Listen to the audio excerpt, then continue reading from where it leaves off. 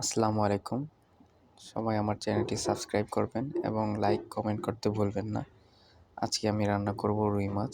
এজন্য একটি প্লেটে রুই মাছ প্রথমে ধুয়ে নিয়েছি। তারপর এখানে পেঁয়াজ, কাঁচামরিচ, টমেটো, ধনেপাতা কেটে নিয়েছি।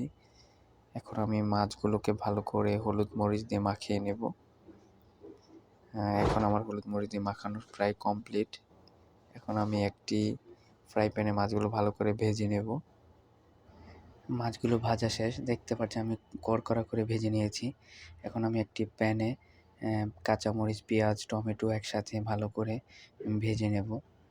ভালো করে ভেজে নিলে মাছ ভুনাটা খেতে ভালো হবে। মাছগুলো আমার পেঁয়াজগুলো ভালো করে ভুনা হয়ে গেছে ভাজা। এখন আমি এর সাথে হলুদ, মরিচ, তার সাথে আদা বাটা, রসুন বাটা সবগুলো একসাথে মিক্সড করে ভালো করে কষিয়ে নেব। ভালো করে কষিয়ে নিলে ভুনা মাছগুলো খেতে ভালো লাগে। সেজন্য বেশিক্ষণ কষিয়ে নেব, একদম পানিগুলো শুকিয়ে নেব।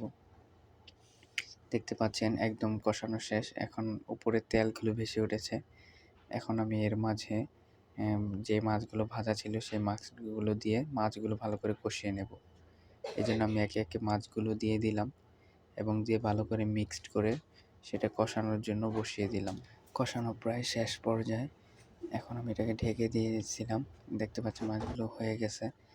আমি এর সাথে কোনো অতিরিক্ত পানি ইউজ করব না, কারণ ভুনা মাছে কোনো পানি ইউজ না করাটাই বেটার। দেখতে পাচ্ছেন মাছগুলো দেখতে কত মজাদার হয়েছে। উপরে তেল ভেসে উঠেছে, কারণ ভুনাটা এরকমই হওয়া উচিত। আমি এর সাথে কোনো আর পানি অ্যাড করি নাই। আপনারা যারা চাইলে অতিরিক্ত পানি অ্যাড করে নিতে পারেন। অনেকে অ্যাড করে, অনেকে অ্যাড করে না। তো সবাইকে আমার ভিডিওটি দেখার জন্য অসংখ্য ধন্যবাদ। সবাই ভালো থাকবেন এবং অবশ্যই আমাকে সাপোর্ট করবেন। আসসালামু আলাইকুম।